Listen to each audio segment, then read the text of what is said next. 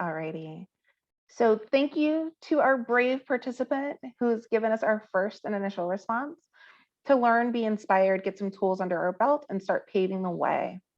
So we are going to be talking about diversity, inclusion, and how these two things intersect when it comes to discipline and educational outcomes. So to get us started, we are going to listen to and watch a clip by a man who was quite prolific in the field of critical race theory and law, Bryan Stevenson.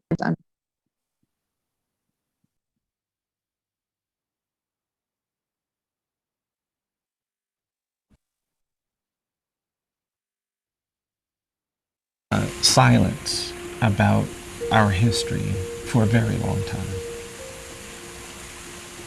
In this country, we don't talk about slavery, we don't talk about lynching, we don't talk about segregation. We have a hard time talking about race, and it has burdened us. We don't think it's odd that we don't talk about this history. We actually think it's odd when somebody tries to talk about it. If we react to the effort of trying to talk about it as if that's the threat, not our continued silence. We're doing a lot of damage to each succeeding generation. It's the 21st century, and there's still a presumption of dangerousness and guilt that gets assigned to Black and brown people in this country.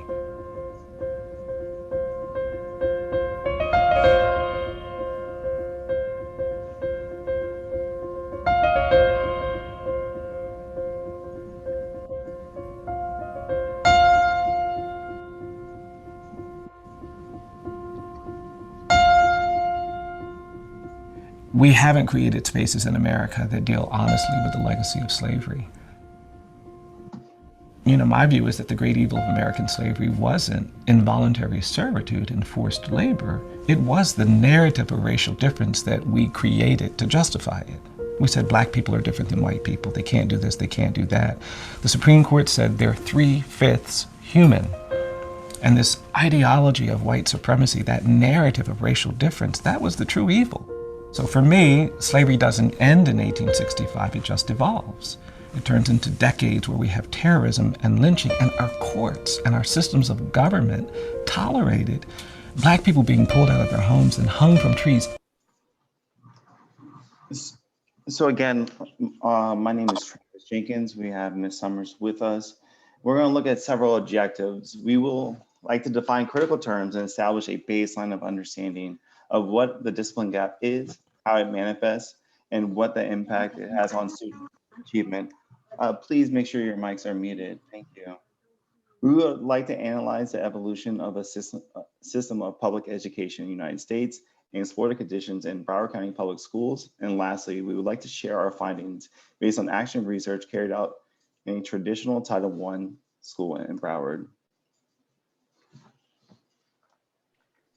So once more, we are a pair of teachers from Broward County Public Schools who have spent some time looking intentionally at discipline. So what we mean by discipline, we are talking about punitive removal practices.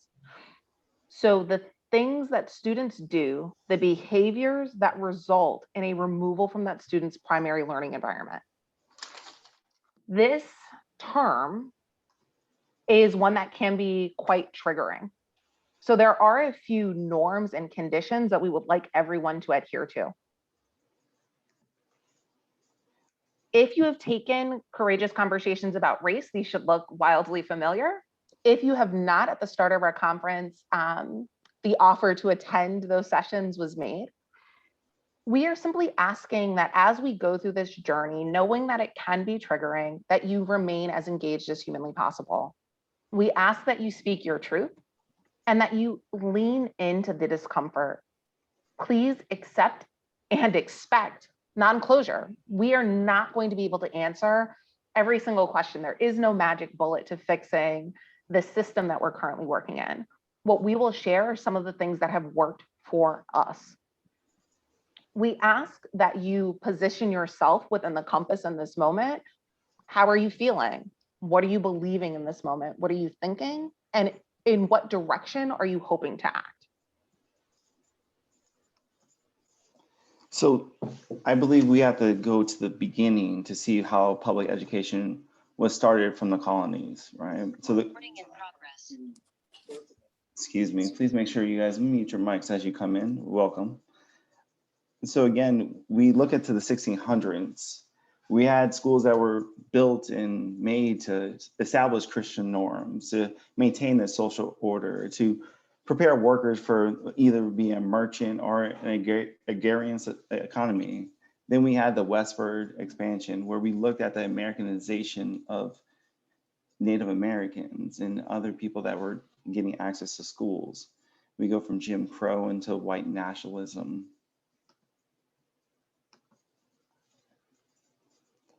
So for all of us that are currently in the Nearpod, let's answer the question, how do you think diversity shows up in the context of schools? What does diversity mean in the context of schools? If we can have some brave souls. Again, you could also use the chat if you're not able to use the Nearpod. Let me check the chat.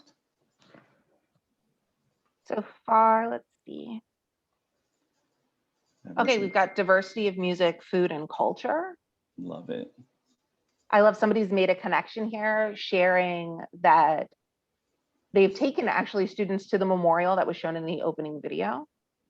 Okay, we see diversity within our student populations through our students' backgrounds. Respecting and appreciation of differences for sure. So when we are situating ourselves in this dialogue, it's really important that we recognize that our schools were never designed to support diversity. They were designed as a tool for bringing communities together, specifically Christian communities that were rooted within a Puritan tradition.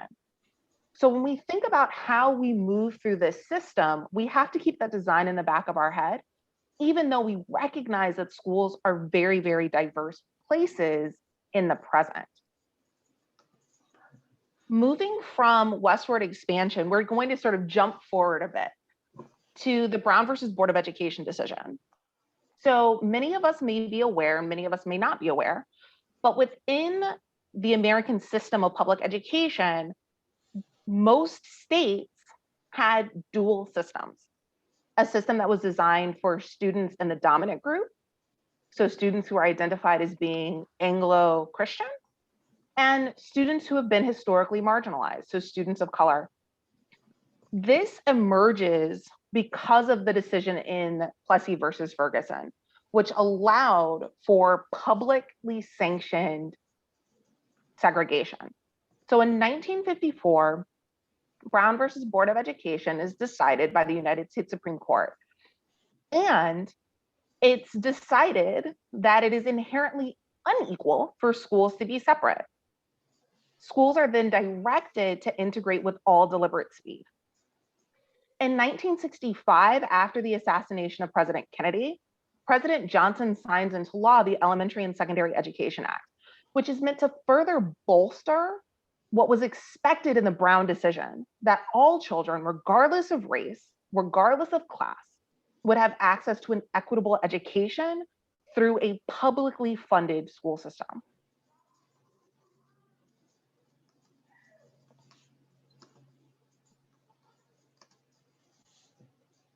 So we have a poll question for you all. True or false? Public schools in Broward County followed the orders of Chief Justice Warren and made every effort to integrate with all deliberate speed.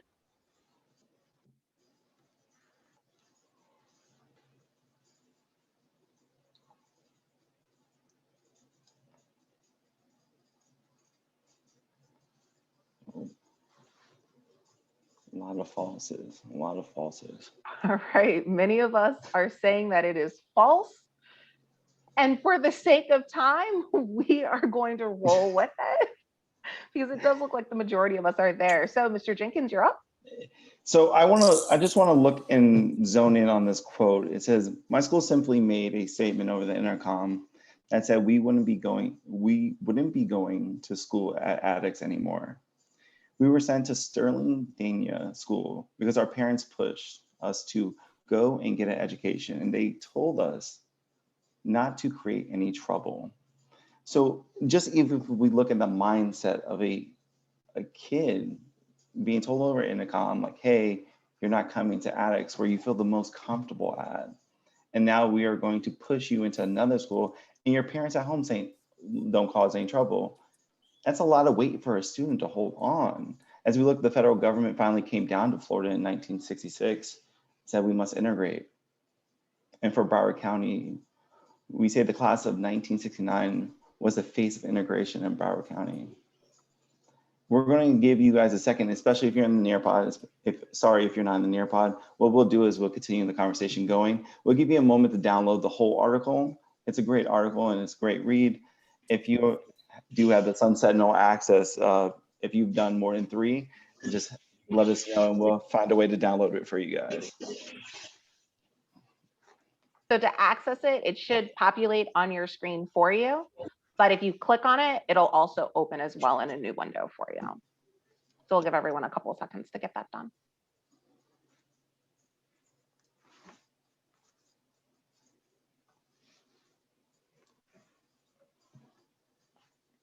So from 1966, we received this document called the Coleman Report. And what the Coleman Report was, it's the first federally funded publication that puts in writing that there are vast academic outcomes between students of different races. This is where we get the manifestation of what we commonly refer to as the achievement gap. Throughout our presentation, Mr. Jenkins and I may also refer to it as being the receivement gap or the opportunity gap. In 1970, in addition to now tracking the differences between students of color and students of the dominant group, we now have the federal government through the United States Department of Education monitoring discipline practices in public schools. And in 1973, it's reported that the suspension rate of Black children was 6%. By 2006, so not that long ago for many of us, that number tripled. We also ask once more, if you are in the session, please be mindful of your microphone. So we get into the war on drugs and a gun-free school. While in the 60s and the 70s, Johnson's Great Society, where they were looking at ending poverty, reducing crime, abolishing these inequalities that were set by things like the Coleman Report. Also, guys, please, as I love everyone here for joining, please make sure your mics are muted. Thank you.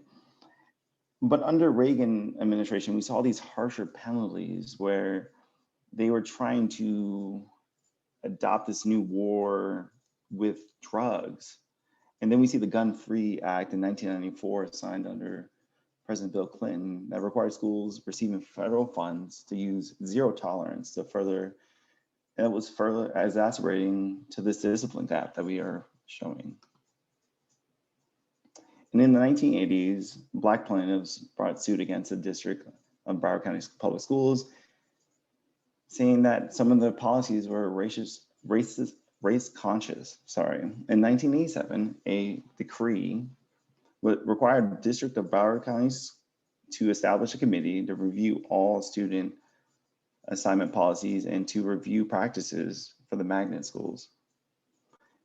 The citizens concerned about our children ruling in the 1990s established a district diversity committee and an implementation of 9 conditions. So as we see in Broward County, the trajectory of sort of inequitable treatment mirrors very much what we were seeing nationally. Within Broward, however, these 9 conditions begin to lay the framework for more equitable treatment of all students. Specifically, our presentation centers around condition 7, which explicitly addresses discipline. As a result of condition 7, we get the Broward County discipline matrix. Because prior to having the matrix, things were quite inequitable. Students could be suspended for various reasons without there having to be inherent conversation around why a student was receiving the type of discipline that they were receiving. The reason that this matters and the reason that this is brought up in the lawsuit is because it is directly connected to a student's due process rights. So although a quality education is not guaranteed by the United States Constitution, one's right to due process is. And that right doesn't stop simply because a person is a student. So we have Condition 7, which creates a set of guidelines for how a child should be disciplined within the context of a traditional Broward County public school.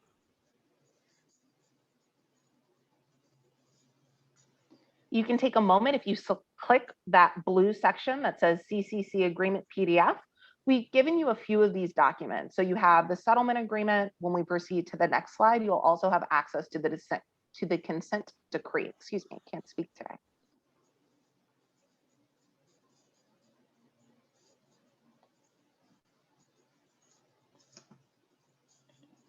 Here goes the consent decree.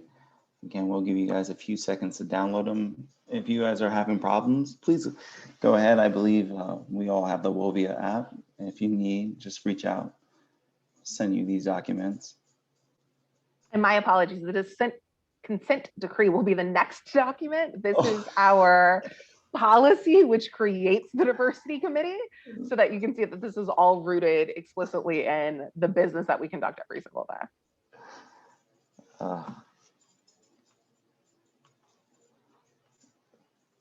So this will take you to the actual decree. And once more, we'll provide these links and documents through the Wovia app. So no worries.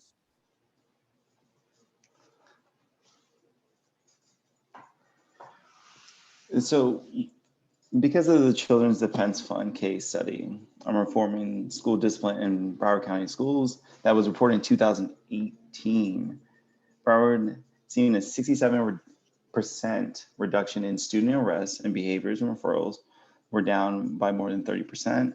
Out of school suspension rates were dropped by 25%. And the data showed that about 90% of students that participate in the Promise program had no discipline offenses after completion. Broward County was first in 2011 out of the 67 counties and now ranks 60th in 2018.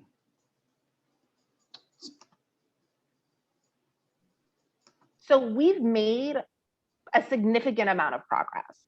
Once more, if you'd like to download the document itself, it is here for you to download.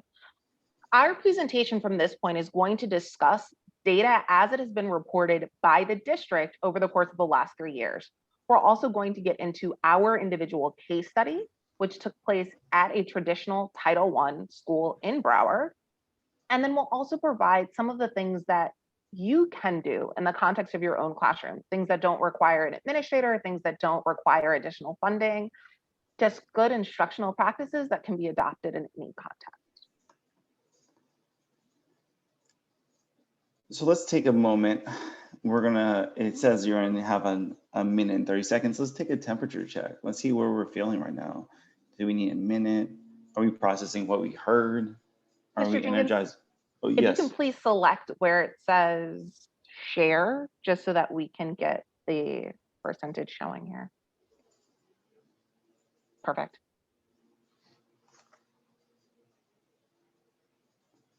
So again, we have about 10 more seconds.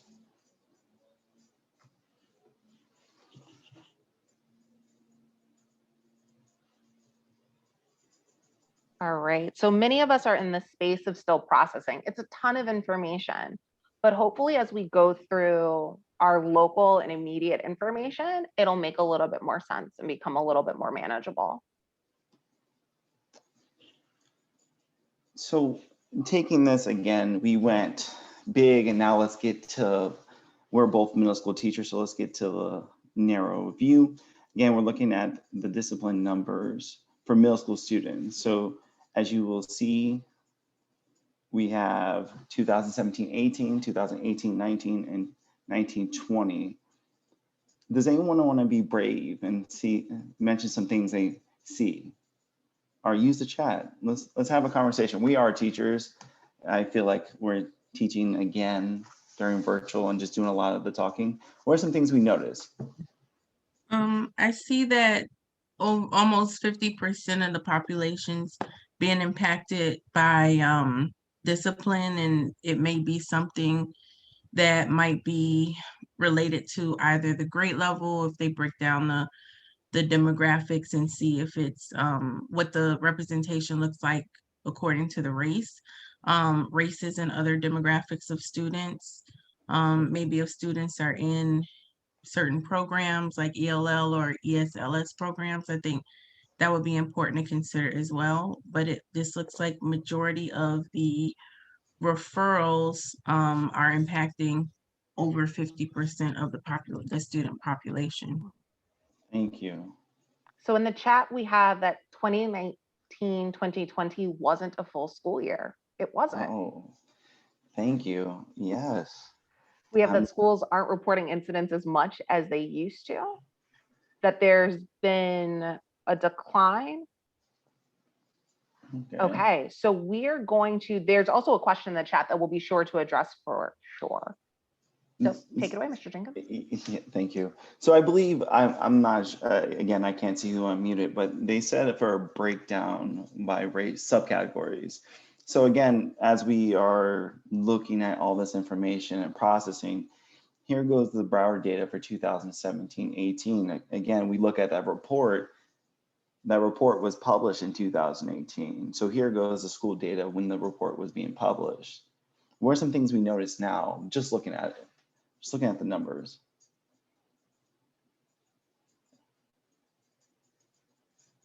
I know these are a lot of numbers to process. Just that African Americans have a high rate, a suspension rate. So just so we're make sure, they in Broward County, and most of us are here in Broward County, they labeled the subcategory Black. It's not African Americans. This can, I mean, Black. Sorry. Yes, no, that's fine. I just want to make sure that we know it can be students from the Caribbean, any student that identifies as Black in basis. What's FRL and SWD? So FRL, great catch. FRL is free or reduced lunch. Those would be our students that are on free or reduced, and students with disabilities is SWD. Thank you for the question. So it looks like lower income students from lower income have a higher rate of suspension. Yes. So what I'm going to do, and we will, if we want to have this conversation later, and we just want to make sure to get through all of our slides. So here's, again, so now we saw that increase on the major slide. So here is the increase now for 2018-19. Again, we're looking at numbers. Is this internal or external suspension or both? It's both, it's suspensions. Okay. Again, we look So at it. just as a point of clarification, when we are talking about suspensions, we are talking about in school, out of school, and alternatives to suspension.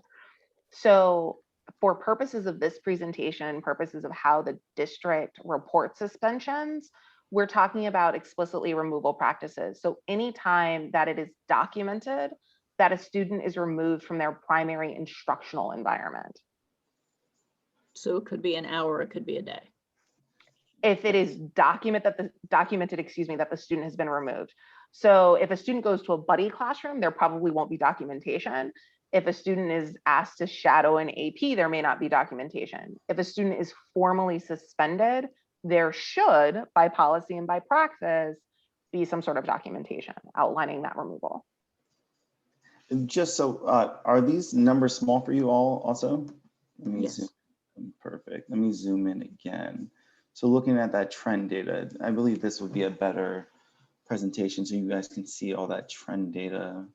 And again, if you go back to the initial slide, you were able to download this so you can see the numbers also. I went ahead and made sure, so if it's green, that means obviously it's getting better, and red it's not. I want to be fair and add all 3 years. For a good trend data, you want to have at least 3 years of data. But as you can see, the 2 full years that we have here, we can see that it's And I'm just scrolling quickly so we can get to the slides. But as you can see, it's a lot of reds, a lot. And even with the partial year due to the pandemic, there's still reds on that side. And again, the document will be there for you to download. I think next year it's going to increase 21 and 22 though, when the students come back in class. So hopefully, as we Oh. sort of get towards the tail end, we can talk about some practices that we can put into place as gatekeepers, because that's what we are as teachers. We are gatekeepers. Anyone who interacts with a child really controls the level of access and opportunity that that child has. So why sort of, or what is the connection, right, between impact and instruction? I don't remember who said it, but someone asked, well, does that count if it's even just an hour? If we were to count the time lost due to suspensions in 2011, we're looking at almost 18 million days of instruction lost in one school year. So granted, I'll own that that data is old, but I would have a sneaking suspicion that if we were to look presently, things haven't changed that much. There's a reason why under President Obama, there was a commission through the United States Department of Education in conjunction with the Office of Civil Rights to address this very thing, the discipline gap. Because 18 million days of instruction lost, that makes a world of difference for a child. Because now you have someone who has behaviors, right? Who is also behind in their coursework, who may be feeling like they're not a member of the community, who is not necessarily motivated to then continue with this process of learning. I think also there's a parenting crisis, and there's a lot of single parent family homes where parents are working constantly. I agree that there are changes in the dynamics between what our expectations may be as members of the dominant culture as educators and what our students may be facing at home. But all we can control as teachers is what we can control. And that typically is what's going on within the four walls of our classroom or within the spaces, right, in our Zoom rooms. So we'll talk a little bit about what it is that we can do to forge those relationships so that we do have overlapping spheres of influence where there isn't so much dissonance between what's going on in the parenting sphere and what's going on in our classrooms. Mr. Jenkins, you're up. So again, just getting back to numbers. And so the chart that's on the left, this is actually from our presentation, looking at the school. And as you see, we go back to those numbers. Again, students with on free and reduced lunch are missing classes. And again, if it's 1 hour, if it's the last 30 minutes, these are the students that need it. 22% of children have lived in poverty, do not graduate from high school, compared to 6% of those who have never been poor. For children who are poor for at least a year or who were not reading proficient in the 3rd grade, the proportion who do not finish school rose 26%. Again, these are just numbers. We can't get them out the class. And I love that in the chat, someone said I always say economics. So we mentioned before the Elementary and Secondary Education Act. That's actually a product of a research project that was conducted by Marian Wright, now Marian Wright Edelman, and her husband, Peter Edelman. And their job, they were tasked by President Kennedy to examine poverty and the correlation between poverty and public education. So for sure, economic disenfranchisement is only part of the equation. When we were looking at our own particular school, this is what we found. We found that students in the lowest 30% constituted a significant number of students who displayed certain behavioral patterns. These behavioral patterns meaning that they were coming into our school, they were incoming 6th graders with a history of behavioral referrals. They were coming in significantly below grade level in reading, and many of them were also on free and reduced lunch or were identified as students with disabilities. we were able to sort of disaggregate the data and found that if a student had 2 or more of these markers, that they were going to be at an increased risk for being the victim of a removal practices. So why does that matter, right? Well, it matters because there really is no achievement gap at birth. The person that is in this image is Lisa Delpit, and what she is known for is her research on the opportunity gap between students of color and students of the dominant group. And what she found researching various communities within the Black diaspora is that babies kind of are all the same. Doesn't really matter what corner of the world you're born on. Children who are neurotypical developing exhibit very similar traits, skills, and abilities. Once a child begins to enter school, where their identity may not be affirmed, that's when we begin to see this emergence of a gap that disproportionately affects students of color.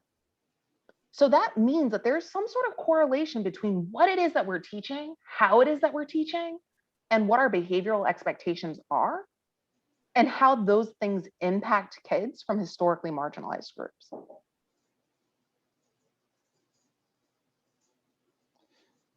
So again, looking at that jump of needing that literacy bump, what we did is create a 180 program, 180 for the amount of days that we have with our students. So on the left, you will see the discipline data for a student that was comparable to our students. And on the right, you will see the year we spent with them. From those students that were in the 6th grade that were just like our students until the year we had them.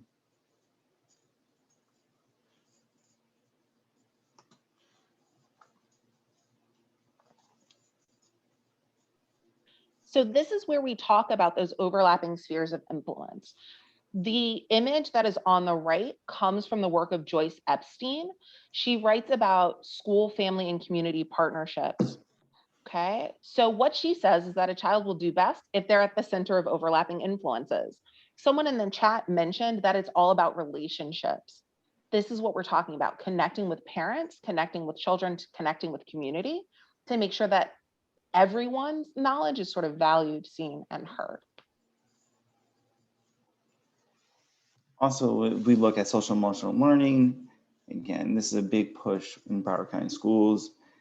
We need to know that our kids are coming in and not, again, going back to that case, you know, they're not coming from the greatest homes. They're not coming from there. But if they don't feel cared for, if they don't feel needed or wanted in the classroom, then how are we going to teach them curriculum? How are we going to teach them algebra? How are we going to teach them anything? So this gets us to, oh, sorry. No, go ahead, Miss.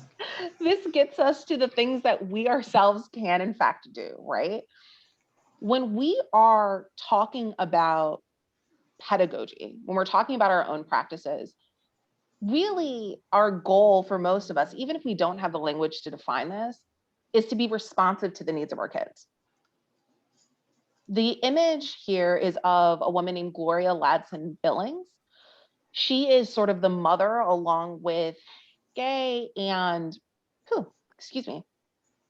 and Derek Bell of culturally responsive teaching. This places an emphasis on student learning. We place the student at the center of our praxis. We are focused on what that child can do as opposed to what deficits that child is coming to us with. We are affirming the child's cultural competency. So we are recognizing that while behavioral norms may be different at home, that child is no less deserving or capable of meeting the norms and expectations within the school. Culturally responsive teaching facilitates a critical consciousness. Students are developing the language to say, you know, this is who I am, this is who you are, and together we are able to overcome our diversity and focus on inclusion. We started by asking, what does diversity look like in public schools? All it means to be diverse is have many different things. What we want to have is a sense of community, and that can only come from students being able to bring their full authentic selves into the schoolhouse. Culturally responsive teaching in tandem with the work of the woman who was on the last slide, and I'll make sure to drop the video in the chat because I want to make sure that we have time for questions. Comparing these two things with authentic literacy is going to be critical. So the woman whose slide I just skipped over is named Rudine Sims Bishop, and her work is on windows, mirrors, and sliding glass doors. So mirrors are the opportunities in our curriculum for our students to see themselves authentically reflected. Windows give students the opportunity to see the experiences of others. And sliding glass doors are transformative experiences. This is where we have our project-based learning coming into play, where students are able to grapple with an issue and work in collaboration to resolve whatever that challenge is. All of these things work best when the literacy is authentic, when it replicates or reflects learning activities that don't necessarily happen within schools. We need diverse books in order for authentic literacy to take place. As you can see from the infographic, students from the dominant group, so white students, constitute almost 50% of the characters that are found in children's books. Whereas students who are AAPI, so American, Asian, Pacific Islander, they constitute less than 1%. A student of color is more likely to see an animal in a book at 27% than to see themselves. So this is where our choices as educators come into play. We get to directly choose the text that we're using, the stories that we're telling, and the things that we amplify or silence.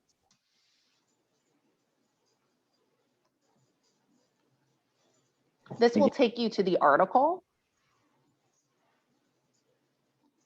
And once more, if you're unable to access the Nearpod, no worries. We will make sure you have all the resources through the app.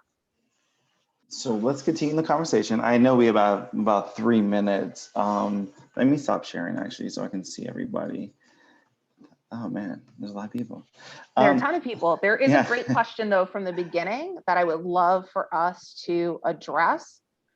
And it says, although you are discussing Title I, will you discuss practices for comprehensive schools who have experienced an increase in students of color represented for infractions and out of school suspension?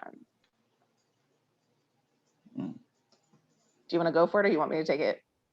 I've only been in Title I school, so I would love to hear it. So before moving to Broward, I had the privilege of working at a very affluent independent school in Washington, D.C. It was actually the first fully integrated school in the District of Columbia. And we used the work of Sims Bishop, windows, mirrors, and sliding glass doors. We used culturally responsive teaching. Every single child has a culture. Culture is not something that is just Black dominated. It's not something that is just in the wheelhouse of the historically marginalized.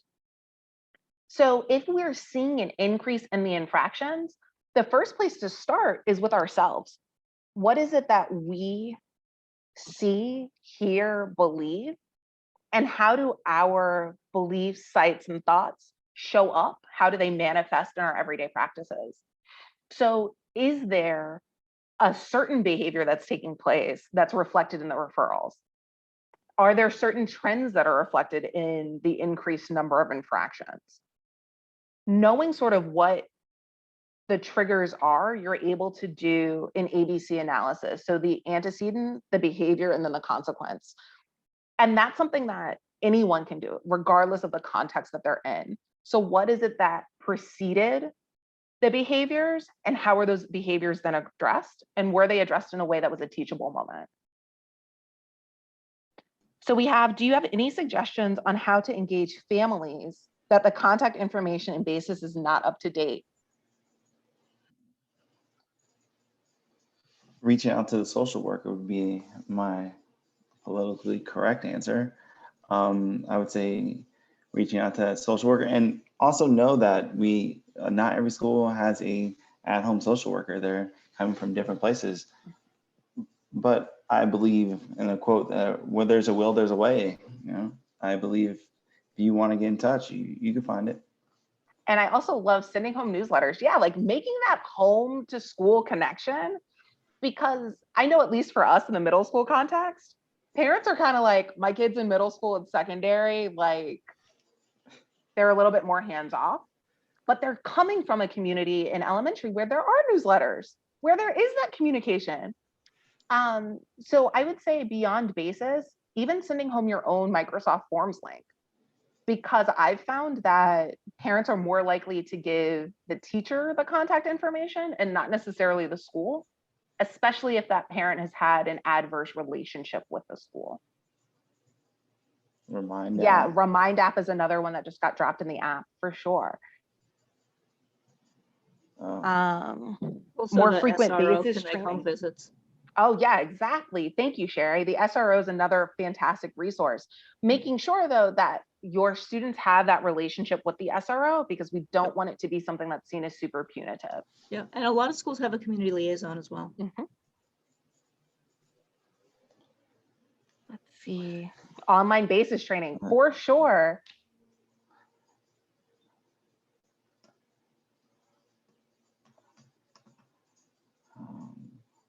We're getting a ton of shout outs for Remind.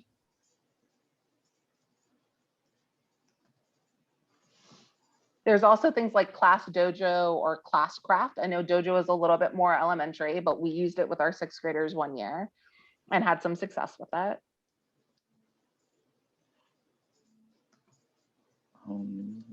Newsletters again. Well, No, for sure. Thank you all for coming. I believe our time has been done for a minute. We are going to be here for another 5 minutes to ensure that we can answer any questions. I thank each one of you for coming. I think I speak for both of us. We're excited to present. Thank you. You can guys. also push out notifications on Clever or Canvas. And have a wonderful day. Yeah, Clever, Canvas are great. Pairing parents as observers so that they know what's going on. Also reaching out when there is just good things. Perfect. I saw that one. Always start with the good. Sandwich it. Thank you, Jack. We appreciate you. Oh, I'm Kylle Summers. I know I'm coming up as the BCPS Equity Zoom Room 4 or 5. But my name is Kylle Summers. I'll drop my contact information in the chat.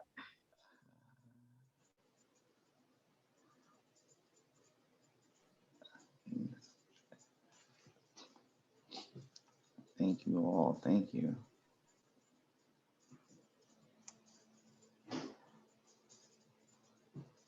What is your position, Kylie Summers? I'm a literacy coach and I'm also my site equity liaison. Oh, okay. Do you do literacy coach for elementary school? I do not. I am at a Title I middle school in Miramar. So I work 6 through 8. Okay. But if you need contact information for coaches who are elementary, send me an email and I'll connect you with someone. Awesome. No, I had a parent who was looking for a literacy coach at an elementary school, but I didn't know anyone. So.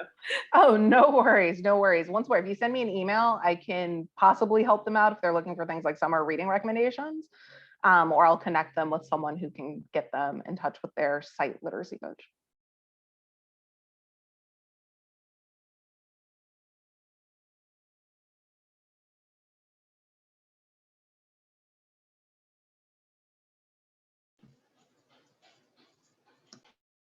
Do we go to another breakout room or do we I don't know, what are we supposed to do? I believe they have another breakout room starting soon. Actually, I don't have the time on me. All right, you can sit in this breakout room and let's do it again. Do part 2. We promise that it'll start more smoothly this time. Okay, so I can leave. All right. Yes, thank you. Thank you so much. You're welcome. Bye.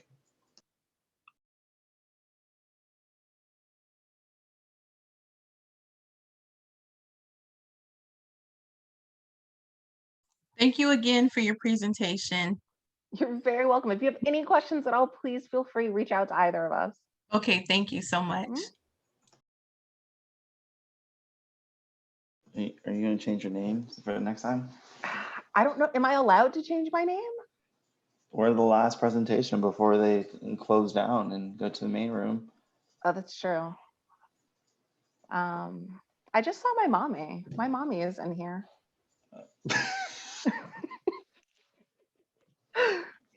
James, say hi. Please don't encourage her. She's in the car. Hey, Thank you. hey, hey. I love it. I love it. My mom said she doesn't have signal. Trust me, I try to get her into. I try to sneak my mom in. I might have Max come stand in the next one. Should I put headphones on and let him present the next one? I mean, live your best life, sir. I'm joking. Mom, you're on mute if you're talking to us. Okay, I really enjoyed it Thank you, and Mom. learned a lot. This session is still being recorded. Okay. That's fine. You called her your mommy on the recording session. Like, there's You know something what? else. Okay. Bye-bye. Bye, Bye. Mom. Should we create a new Nearpod or just run it back? That's up to you. Run it back? Let me go push it. Yeah, I think we just run it back just because for the sake of time. And I think it also gives people the opportunity to, See the collaboration. yeah. Okay, let me see if I still have it. Yep, perfect. I have the code. And then.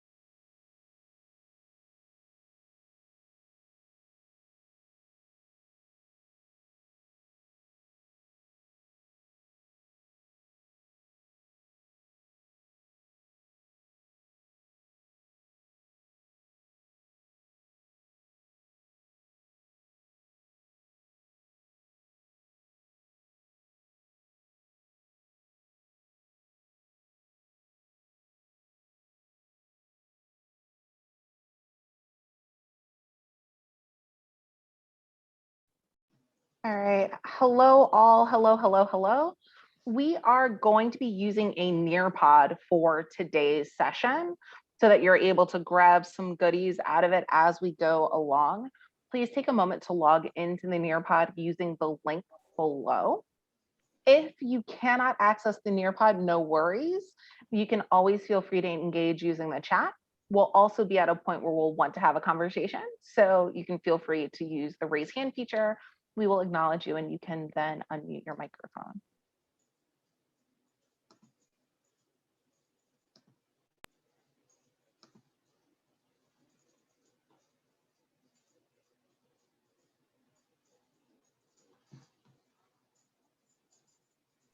So to get us started, we're asking that you share what brought you to today's session. You can either tell us why you're attending, or you can share something that you already know about discipline, diversity, equity, and public education. We'll give everyone a couple of minutes to get in.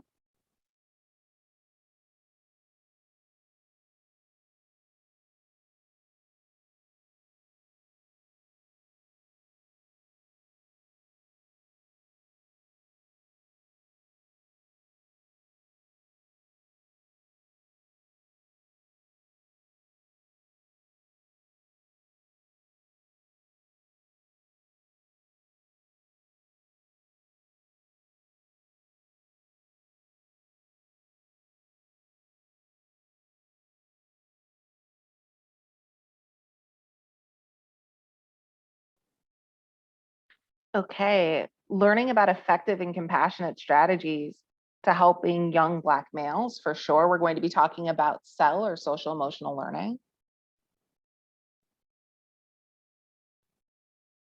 Effective discipline practices, perfect. Once more, if you cannot get into the Nearpod, no worries. You can feel free to use the chat throughout the session.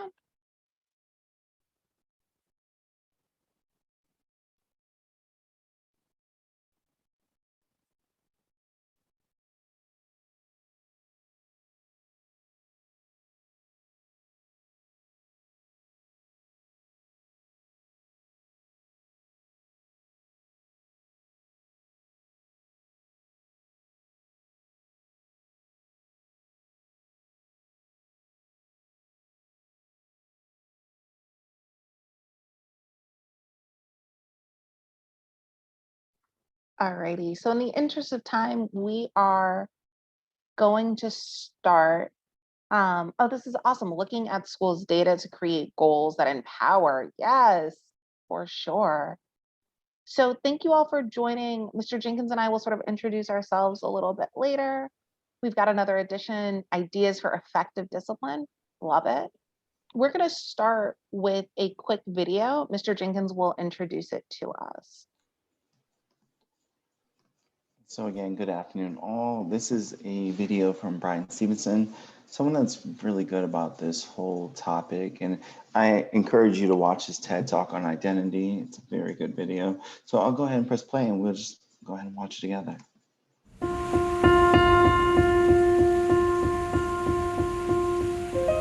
We have been practicing silence about our history for a very long time.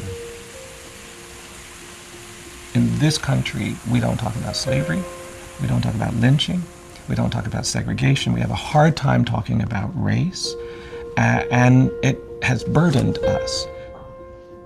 We don't think it's odd that we don't talk about this history. We actually think it's odd when somebody tries to talk about it. If we react to the effort of trying to talk about it as if that's the threat, not our continued silence. We're doing a lot of damage to each succeeding generation. It's the 21st century, and there's still a presumption of dangerousness and guilt that gets assigned to Black and brown people in this country.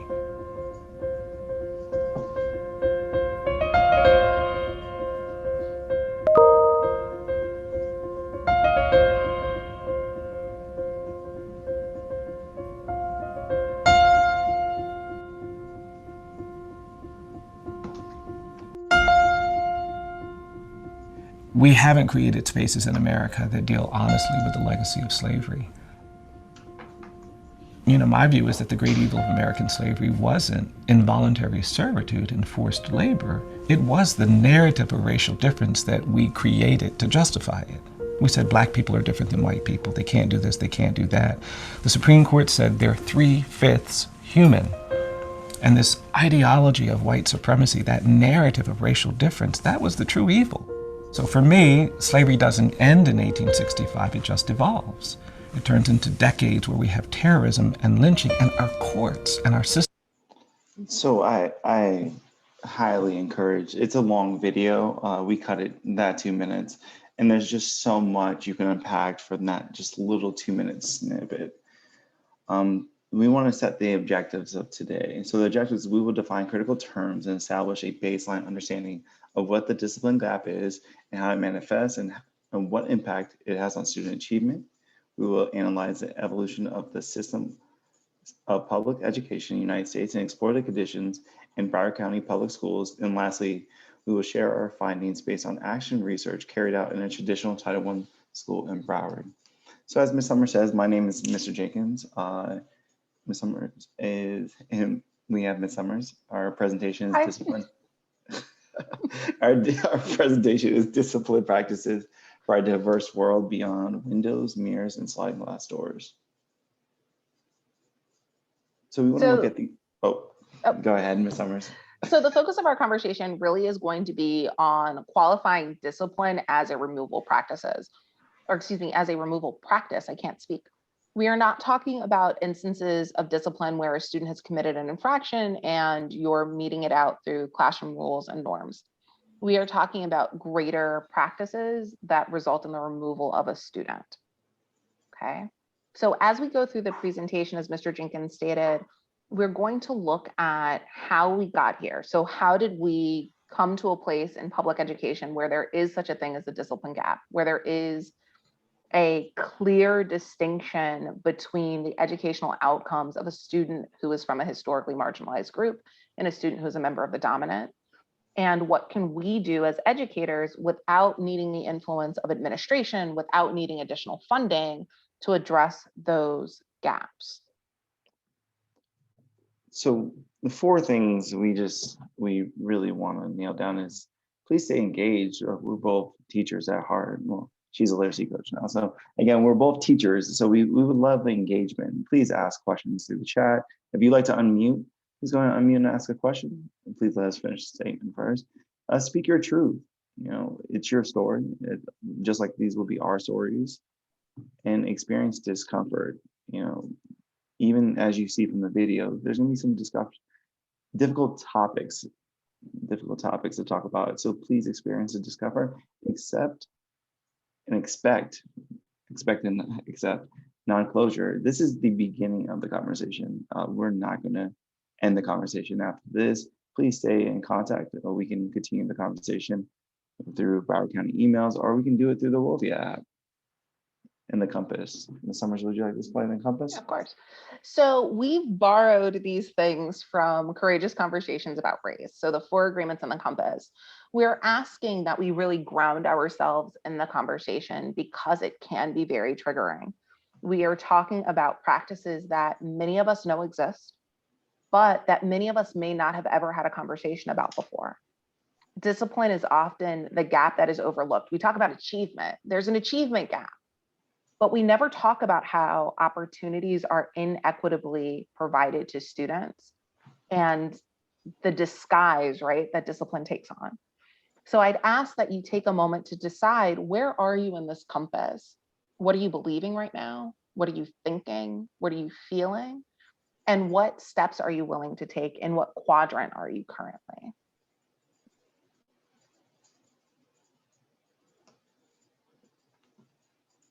So before we can get to Broward County, we have to think about education, where it started. So again, we look at that colonial period. We had Protestant colonists that established the schools with the goals of establishing the Christian norms, maintaining social order, and preparing people to be a merchant and to work the farms, the agrarian economy. Then we get into the revolutionary period, into Western expansion. This is where we start seeing schools being used as tools that Americanize people. We have the Jim Crow segregation, and we see the inequitable schools for American children developed. So systems of public education, and yes, we will drop the link once more to the Nearpod overall in the chat. We see that these systems of public education begin pretty early on in our nation's history. So what we are going to ask you to do is take a moment to post your response to one of the two questions. We know that public education as a system was not designed for diversity. How do you think diversity shows up in the context of schools? What does diversity mean in the context of schools? We'll take about a minute and a half here.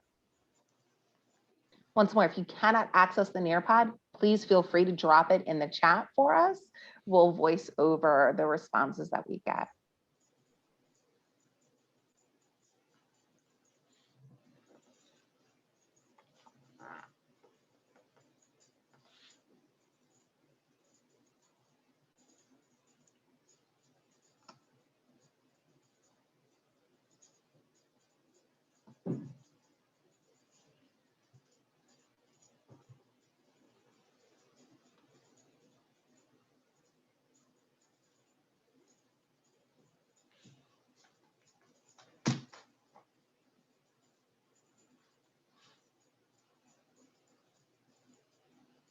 So I keep coming back to this response of looking at customs and norms of diverse learners.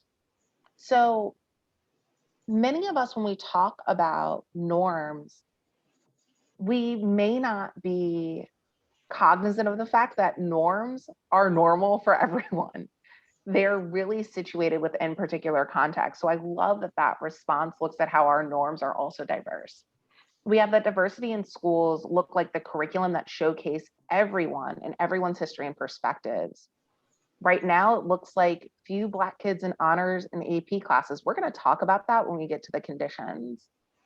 Diversity should show up in programs, clubs, classrooms, and all aspects of school, for sure. I love it.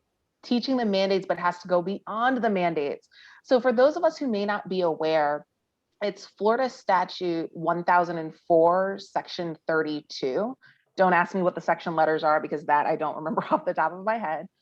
And those are the things that we are expected by state statute to teach related to specific areas of diversity. So contributions of women, contributions of Latinx persons, the history of Africa before the institution of slavery and colonization, and the contributions of African Americans to the United States. The last mandate is the history of the Holocaust. And soon, very soon, the district will also have a mandate for teaching and including LGBTQIA history as well.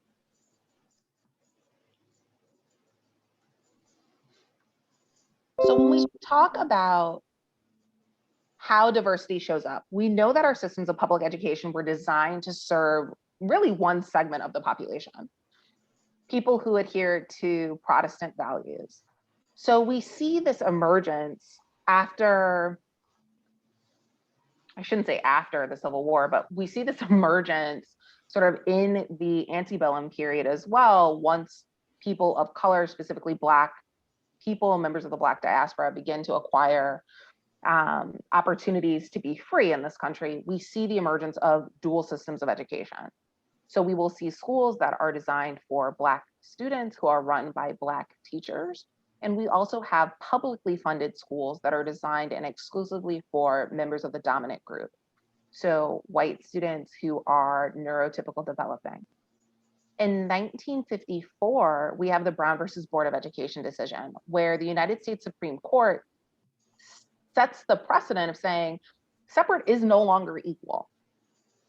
All schools must integrate with all deliberate speed. Fast forward again, 11 years, and we have the signage of the Elementary and Secondary Education Act by President Johnson. This was meant to make a reality out of the need to integrate schools. The Johnson administration recognized that schools were inherently unequal, and they were unequal for not only students who were of color, but that they were also unequal for students who were economically disadvantaged. take a moment to respond to the poll. We would like to know, true or false, public schools in Broward County followed the orders of Chief Justice Warren and made every effort to integrate with all deliberate speed.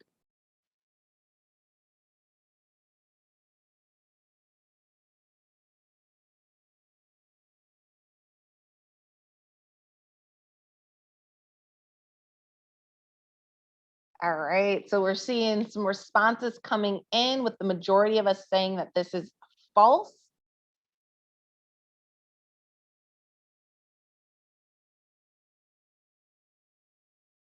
Got a handful saying that this is possibly true.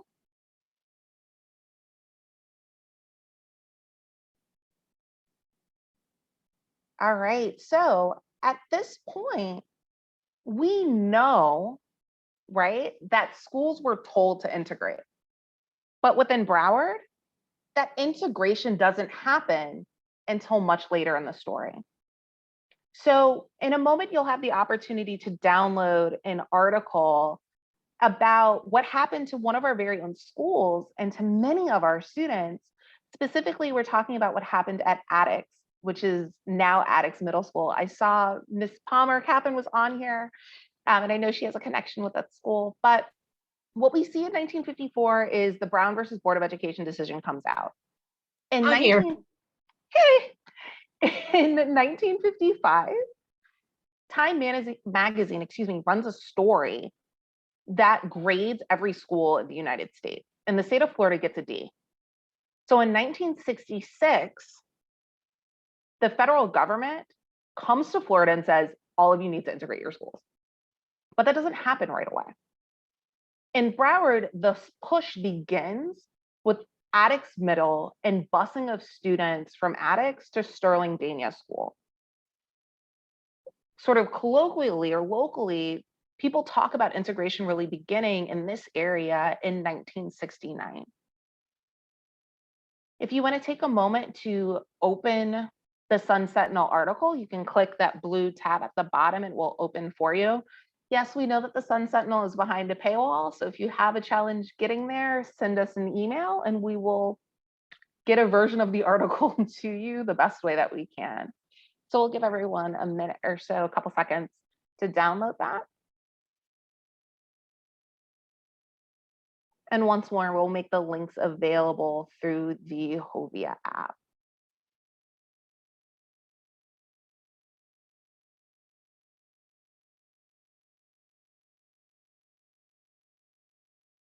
So sort of moving right along, right? So post Brown versus Board of Education decision in the United States, we have the civil rights movement taking place.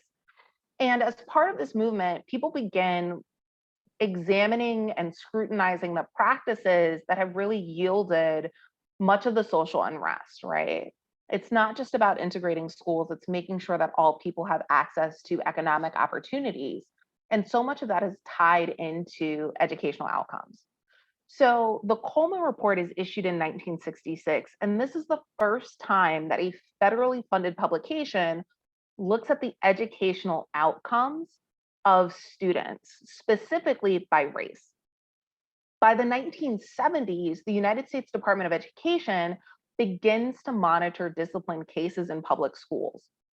In 1973, they find that Black children are suspended at a rate of 6%. By 2006, this number is tripled. So what that means is that a student of color, a student who's Black, is 3 times more likely to be suspended from school than a non-Black student, specifically a white student. So then we get to the war on drugs. In the 60s and 70s, Johnson's Great Society was trying to focus on ending poverty, reducing crime, and abolishing all these inequalities that were happening everywhere. And then under Reagan administration, we saw the harsher punishments were adopted to really end that war on drugs. And then in 1994, the Guns Free Act required schools receiving federal funds to use a zero tolerance policy.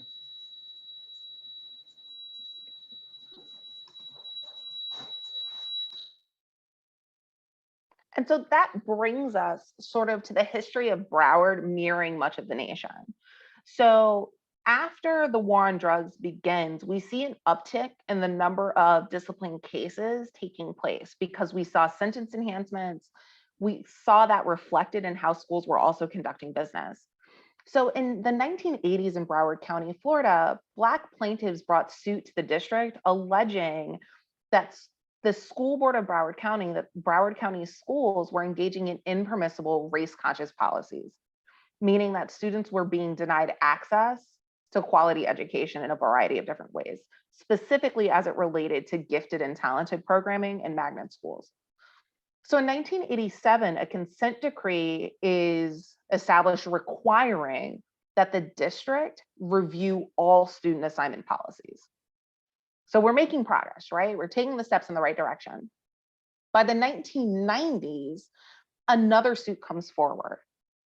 The Citizens Concerned About Our Children ruling requires or establishes for the district the expectation that there's a diversity committee. And this committee is tasked with the implementation and oversight of 9 conditions. These 9 conditions have to do with the state of facilities. They have to do with access to textbooks. For our purposes, we really want to focus in on condition 7, which has to do with discipline. So according to condition 7, the concern was that kids of color, Black children, were being consequenced at a rate that was disproportionate to their percentage of enrollment. And that differences in how consequences were being meted out varied within the same school.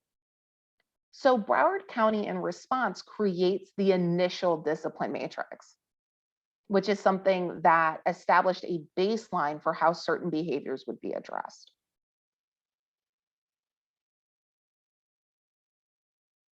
If you want to take a moment, you can download the PDF version of the Citizens Concerned About Our Children settlement agreement and release. Once more, you just click that blue banner at the bottom and you can have access to that. We've also provided you with access to the diversity committee policy. All of the documents throughout this presentation are public information, most of which are linked to the Broward County Public Schools website.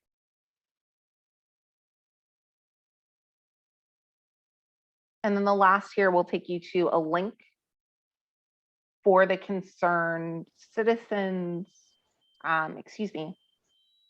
consent decree.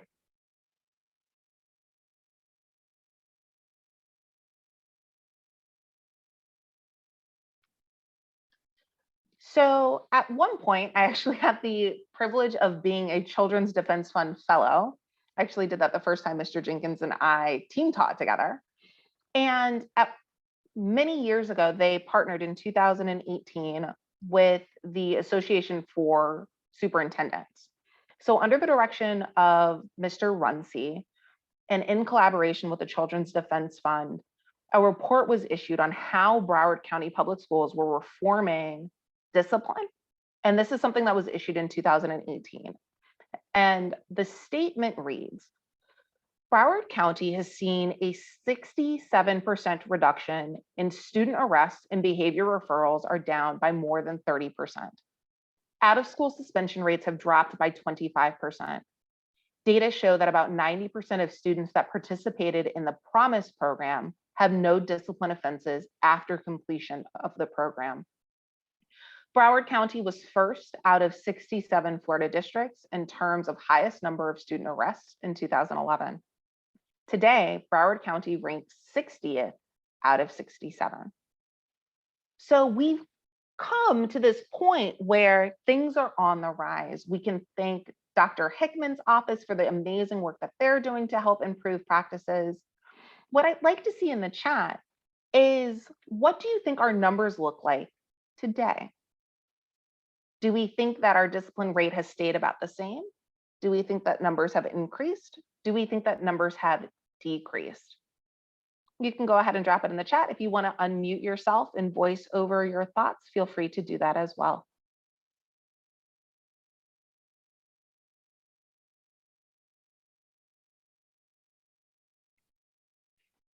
Okay.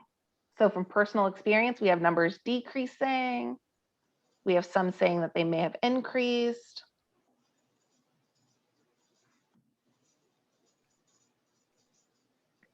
Decreased. All right, Mr. Jenkins is going to walk us through the exercise, looking at 3 years worth of data.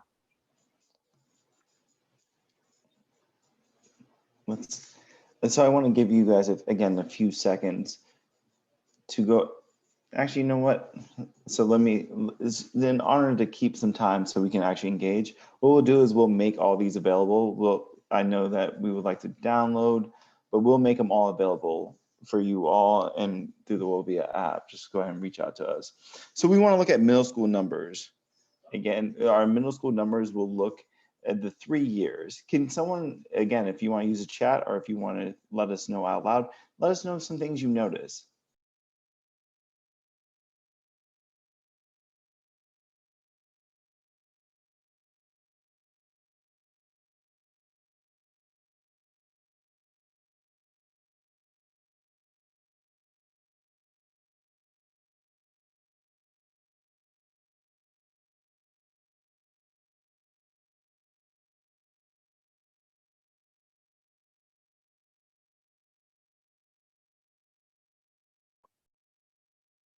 Okay, we see an incident decrease, inconsistent decrease in referrals.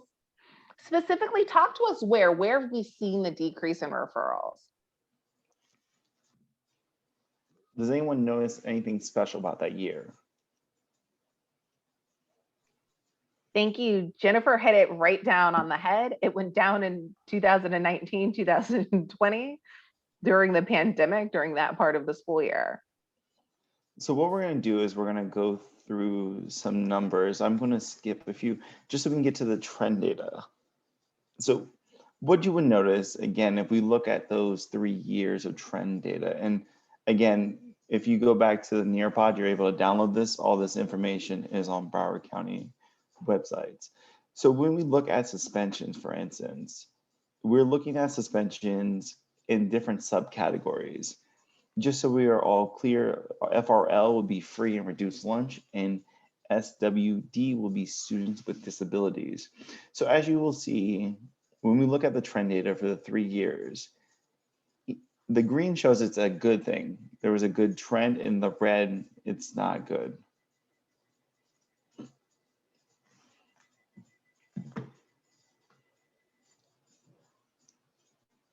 So I'll give you guys a few seconds to look over it. Go ahead.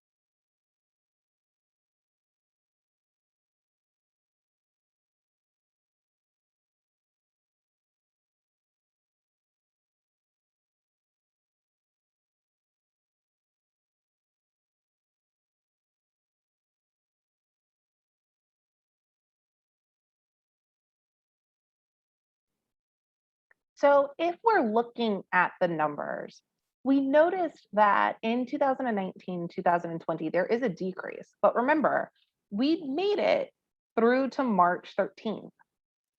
So had the data continued to trend in this direction, we would have easily exceeded the disproportionality that we had seen in years prior. So while there's work being done and that work is positive and should be 100% commended, there's still much work to be done. If we think about how discipline impacts practices, and Mr. Jenkins, I need you to adjust our slide for me, please. If we talk about how instruction is impacted by discipline, we really have to look at how discipline rates result in students being removed from their primary learning environments. So on your device, until I can get Mr. Jenkins to re-up our screen share here, there is a quote that reads, "If we ignore the discipline gap, we will be unable to close the achievement gap." Of the 3.5 million students who were suspended in 2011 to 2012, 1.55 million were suspended at least twice. Given that the average suspension is conservatively put at 3.5 days, we estimate that US public school children lost nearly 18 million days of instruction in just 1 year because of exclusionary discipline. We're talking about discipline impacting the hearts and minds of our children and also impacting their access to learning. If they are suspended, they are not afforded the same opportunities of their classmates who are in classes.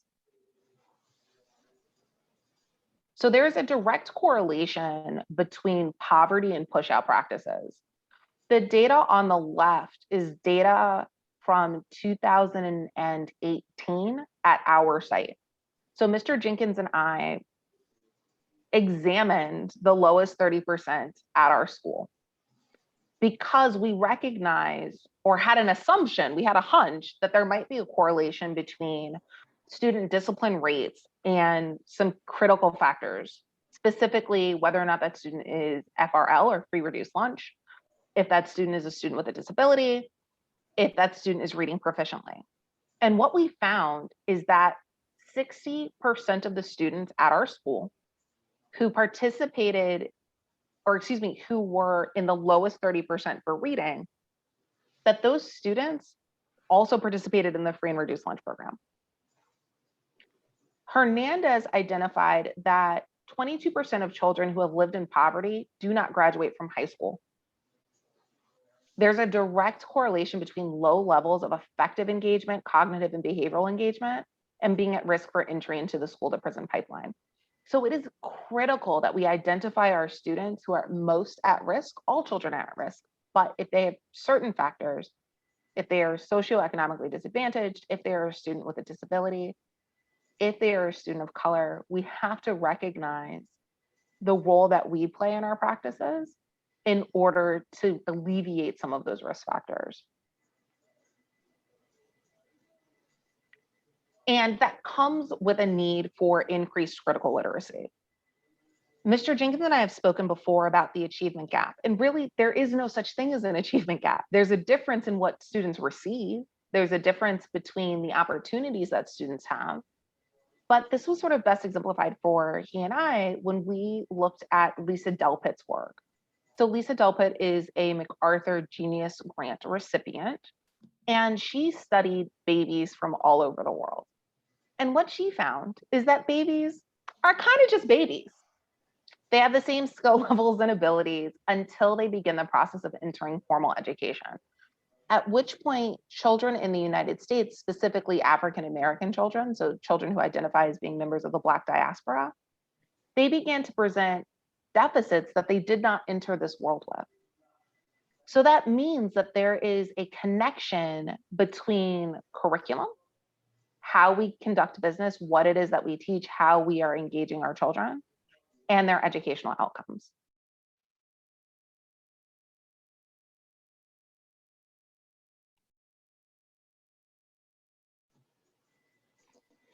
So on the left, you'll see the discipline for on our side of students that we ran the data again of the students that we were going to serve.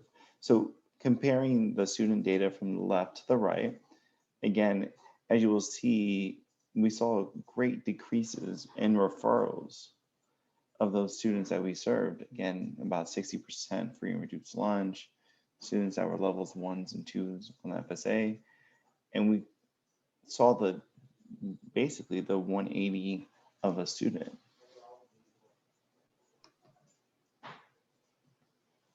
It's very important when you look at spheres of influence. There's a school, a family, and a community all have to get together to raise and empower that student.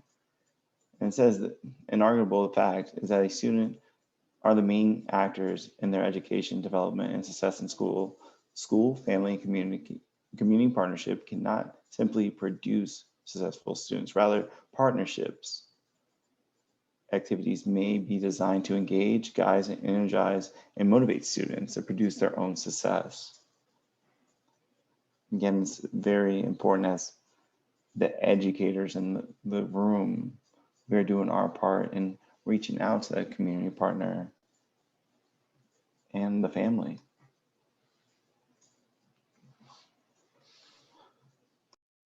So that gets us to social emotional learning.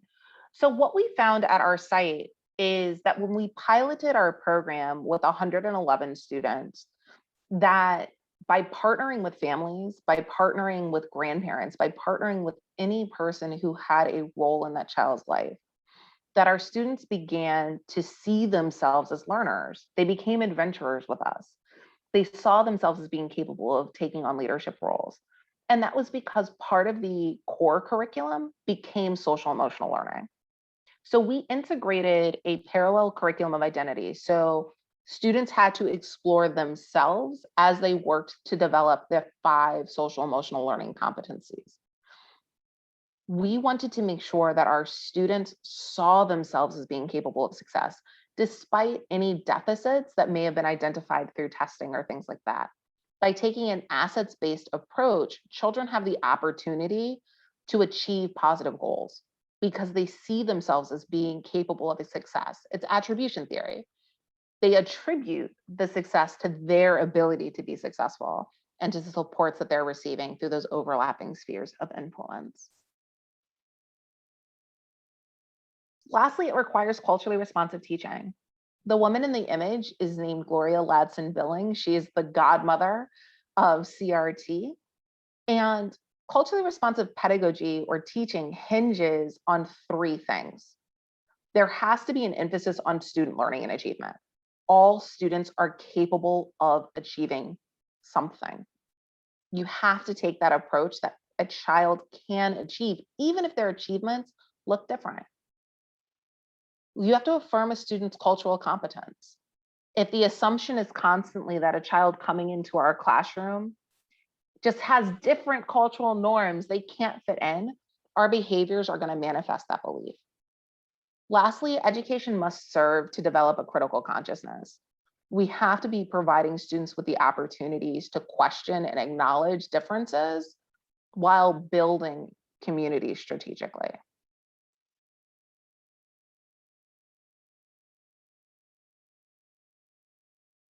Because we want to open up the floor to some Q&A, we're going to skip over the Rudine Sims Bishop video and talk a little bit about authentic literacy.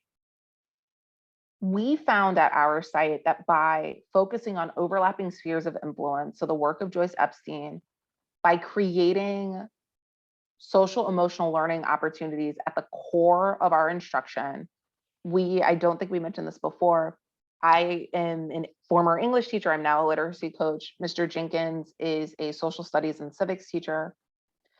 We had to approach our teaching and learning from the position that what our students were learning had to be authentic. Authentic literacy, those are the activities that mirror how we actually interact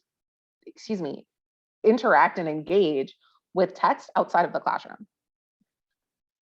When we provide students with text, whether it's multimedia text, a traditional short story, an epic, whatever it is, we want to make sure that there's a balance there between mirrors, windows, and sliding glass doors.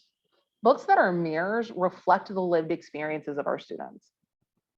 So this meant for us in the context of our own classrooms that when we saw our 3rd and 4th periods were literally all boys, that we began being pretty intentional around choosing stories that had male protagonists. And male protagonists who exhibited a wide range of behaviors. We wanted to make sure that our students saw themselves in the text. We also began picking books that were windows. So we would try to find texts that would give our male students the opportunity to see what that experience might be like for someone who does not identify as being male. Books that are windows provide exposure. And then lastly, we focused on books that were transformative, that were sliding glass doors, that gave students opportunities to really grapple with some project-based learning.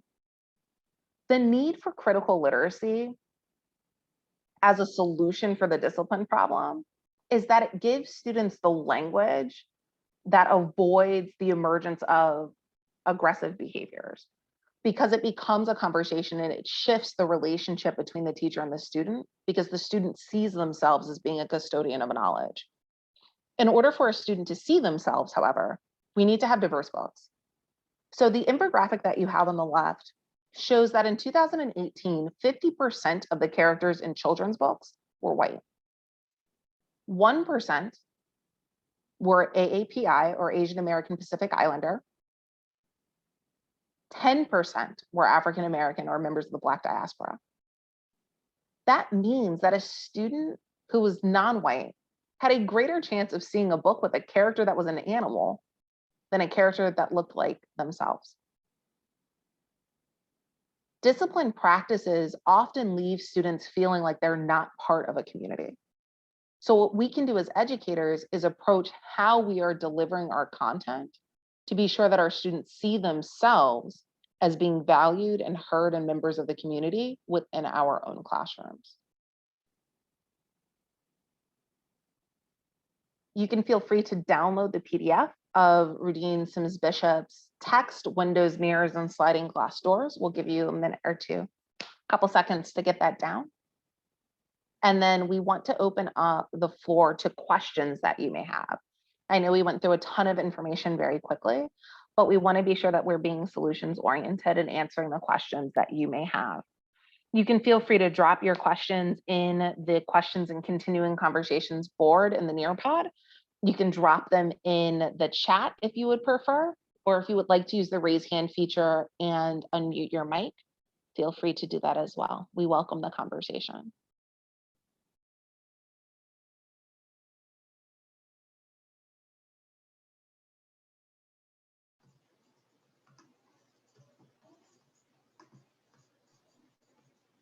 Okay, so I see a question about the Promise program. How are we able to find out more information? For sure. So within Broward County Public Schools' own website, the Promise program falls under Dr. Hickman's purview. You should be able to access data related to the Promise program through the Equity and Diversity section on the BCPS website. What we'll do is we'll drop a link to that in the Hovia app once the session is through, so that you can access that information. I appreciate the question. I see a question that, may I have the link to the video? We will drop all the video links in the Rovia app. So please have a look out for us and we'll send it to you through there.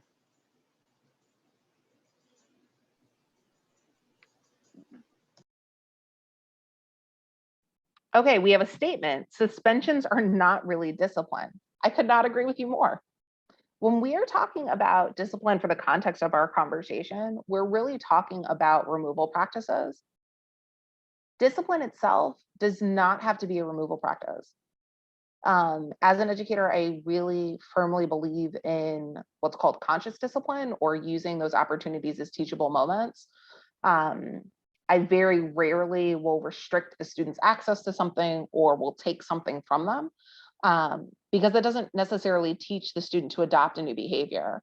So if we're taking kind of a behaviorist approach to discipline, it's really important that whatever the behavior is that we need the student to extinguish, that we're giving and modeling a behavior that the student can use to replace that. Now, this is not me saying, oh, the student is doing something crazy, it's creating a safety issue, sort of have a kumbaya moment. I'm not saying that at all. If it's something that requires immediacy, that's a different situation. But if it's a student who is engaging in inappropriate language, or they are being defiant in some way or another, that typically is expressing a need that is unmet. So really working with that child to figure out what the need is, and what can be done within the context of the actual classroom to address that need.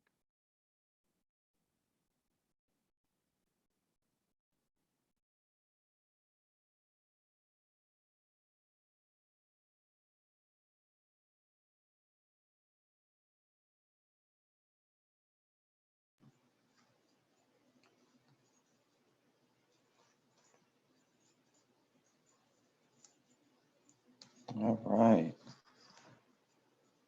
Well, I would love to thank each one of you all for showing up.